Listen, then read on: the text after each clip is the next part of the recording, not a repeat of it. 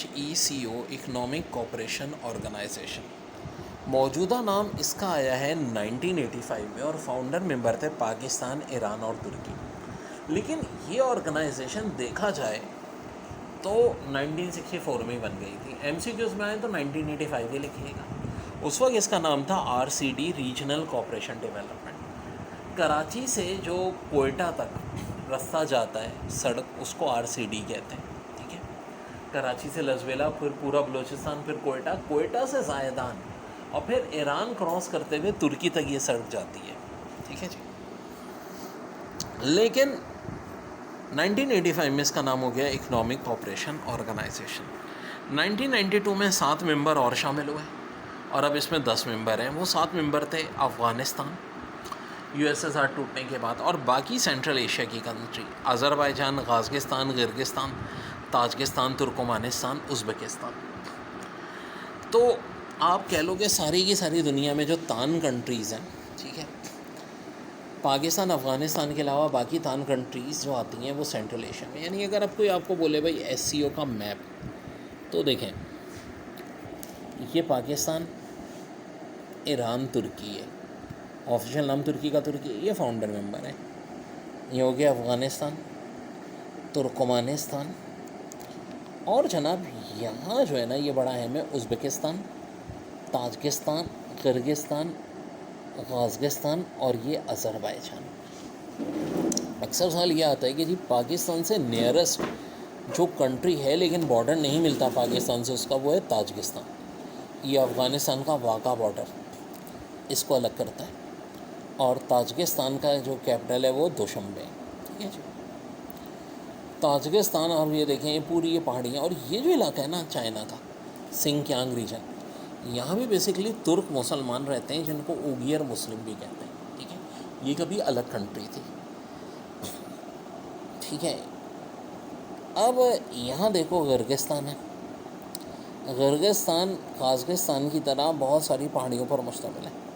Kyrgyzstan का capital Bishkek है, और ये काज़ाकिस्तान जो मुस्लिम वर्ल्ड की भी सबसे बड़ी कंट्री है एरिया वाइज, लैंडलॉक में भी नंबर 1 पे, वर्ल्ड में नंबर 9 पे। यहाँ देखें कैस्पियन सी जो कि 5 कंट्रीज से गुजरती है, Turkmenistan, Kazakhstan, Uzbekistan, Iran, Russia. Uzbekistan से नहीं बल्कि इसको मैं तारीख से याद रखवाता हूँ। ठीक है, T से तारीख, A से अज़रबैजान, R से रशिया, I से ईरान, G से ग़ाज़किस्तान। कैस्पियन सी है तो झील है, लेकिन जो कि सॉल्टिश है और बड़ी है, इसलिए इसको कैस्पियन सी भी कहते हैं।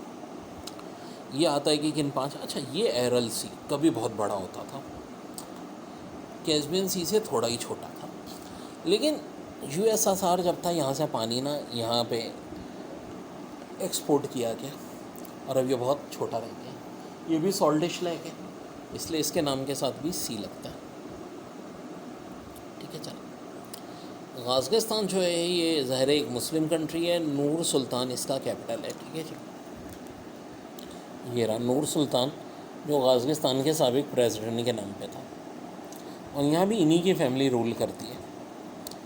ये उज़्बेकिस्तान, समरकंद बुखारा के मशहूर शहर यहीं पे, और ताशकंद इसका कैपिटल है। ताशकंद डिक्लेरेशन 10 जनवरी 1966, अच्छी तरह हम सबको याद है।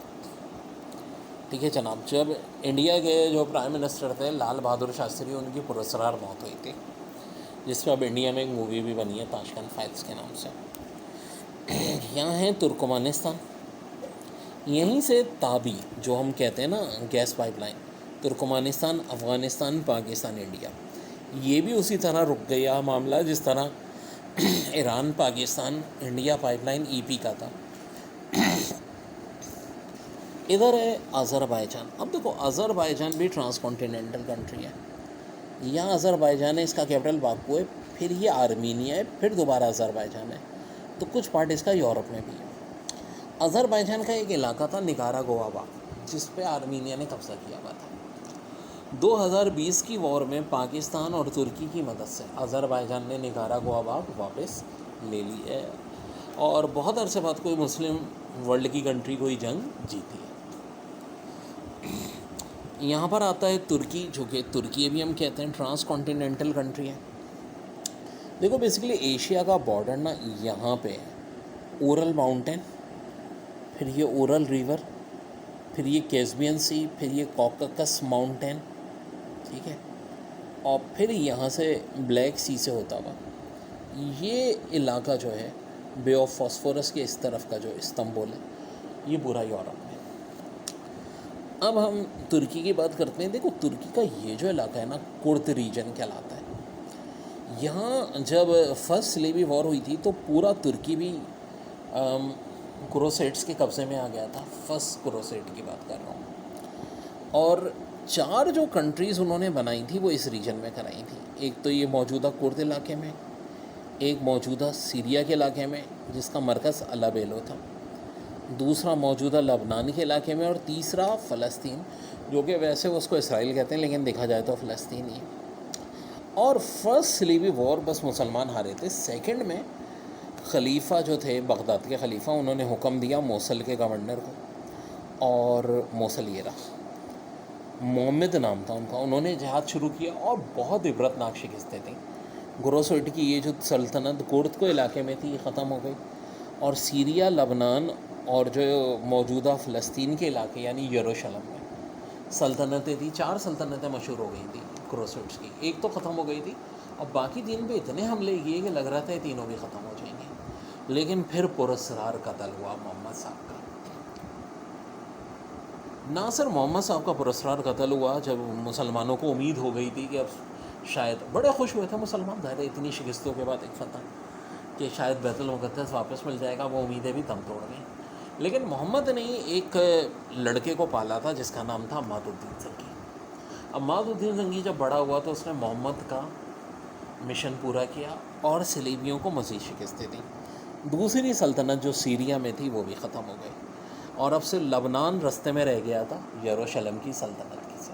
मुसलमान बैतुल मुक़द्दस वापस लेने वाले थे। लेकिन फिर अम्मादुद्दीन ज़ंगी की भी पुरस्कार मौत हुई। अब ये करते कौन थे? ठीक है, एक उस ज़माने में एक मज़हब था जिनका नाम था करामती, और ये लोग, इन्होंने अपनी एक मसनूई जन्नत भी बनाई हुई थी। ये कुछ लोगों को मुलाजिम रखते थे किसी भी बादशाह के 3 या 4 साल की उम्र में। अब जब वो 25 साल का हो जाता था आदमी तो समझते थे हमारा बड़ा वफ़ादार होगा, इस पर तो भरोसा।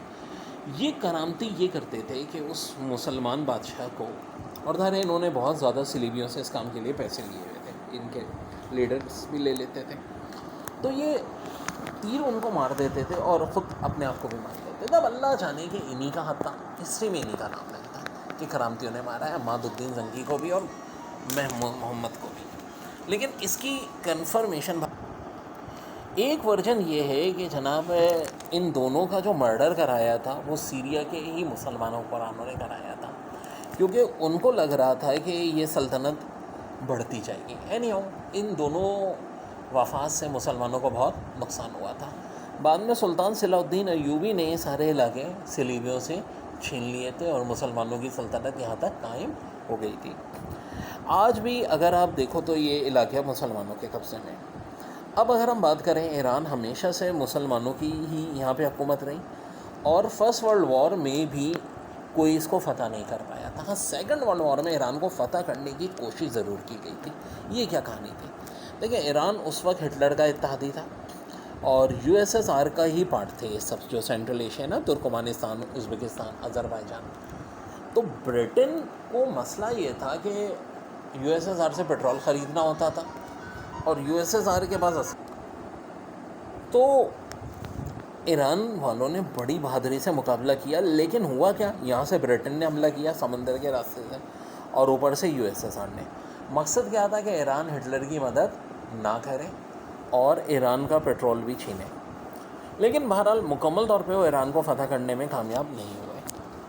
अब आ जाते हैं, हम बात करते हैं अफ़गानिस्तान की। देखिए, अफ़गानिस्तान में अनफॉर्चुनेटली स्टेबिलिटी कभी भी नहीं आई और मुख्तलिफ यहाँ पे खाना जंगी रही, जिससे पूरा इलाका डिस्टर्ब रहा। ख़ास तौर पे पाकिस्तान और ईरान को बहुत ज़्यादा मुश्किलात का सामना किसकी वजह से करना पड़ा? अफ़गानिस्तान के हालात से। अब अगर हम पाकिस्तान की ज़्यादा बात मैं नहीं करूँगा, अल्लाह ताला पाकिस्तान के लिए बस बेहतर करता रहे। बहुत डिटेल में हम पढ़ते हैं। हमेशा ही। उज़्बेकिस्तान की ख़ास बात ये है कि डबल लैंड लॉक कंट्री है। अब डबल लैंड लॉक किसको कहते हैं? यहाँ तो आप बोले सारी लैंड लॉक कंट्री है, देखें पाकिस्तान का समंदर है, ईरान का है और तुर्की का है, बाकी जितनी ये SCO की कंट्रीज़ हैं इनका समंदर नहीं है, सब लैंड लॉक है, चाहे वो तुर्कमानिस्तान हो, ताजिकिस्तान हो। तो उज़्बेकिस्तान को डबल लैंड लॉक क्यों कहते हैं? क्योंकि इसके चारों तरफ भी वो कंट्रीज़ हैं जो लैंड लॉक कंट्रीज़ हैं। तो कोई लैंड लॉक कंट्री चारों तरफ से ऐसी कंट्री से घिरी हुई हो जो लैंड लॉक हो तो उसे डबल लैंड लॉक कहते हैं। क्या कोई और भी लैंड लॉक कंट्री है? जी हाँ, यूरोप में लिंगिस्टेन है, लेकिन लिंगिस्टेन का एरिया बहुत कम है। तो अगर कोई पूछे दुनिया की सबसे बड़ी लैंड लॉक कंट्री तो उज़्बेकिस्तान, सबसे छोटी लिंगिस्टेन, क्योंकि 2 ही कंट्रीज़ हैं। तो ये तो कुछ इम्पॉर्टेंट बात हमने मैप से रिलेट कर ली। अब कुछ और बातें जो इसके हवाले से मैं अभी आपको बता रहा हूँ। देखिए 10 कंट्रीज़ हैं, ऑफिशियल लैंग्वेज इंग्लिश है, तेहरान में इसका हेड ऑफिस है। नॉर्दर्न साइप्रस ये ऑब्जर्वर है, और खसूर नसीरी जो ताजिकिस्तान से बिलोंग करते हैं इसके सेक्रेटरी जनरल हैं। एक नज़र ज़रा यहाँ के सरबराहों पे डाल लें। अफ़गानिस्तान के हिब्बतुल्लाह अमीर हैं, अज़रबैजान के प्रेसिडेंट इल्हाम अलीयेव बहुत अरसे से हैं, ईरान के मजहबी पेशवा आयतुल्लाह अली ख़ुमैनी साहब, ख़मैनी ही है, ठीक है, ख़मैनी ही प्रोनाउंस। क़ाज़किस्तान के ग़ाज़म जोरमत, किर्गिस्तान के सदर जबारोफ, और इस्मोली रहमान साहब जो हैं ये भी यहाँ पे इनके डिप्टी हैं। रजब तैयब अर्दोगान सबको पता है तुर्की के, और तुर्कमानिस्तान के सरदर साहब। पाकिस्तान के प्रेसिडेंट जो है आरिफ अलवी, प्राइम मिनिस्टर शहबाज शरीफ। और ये बात जहन में रखिएगा, पुराना नाम क्या था इसका? Regional cooperation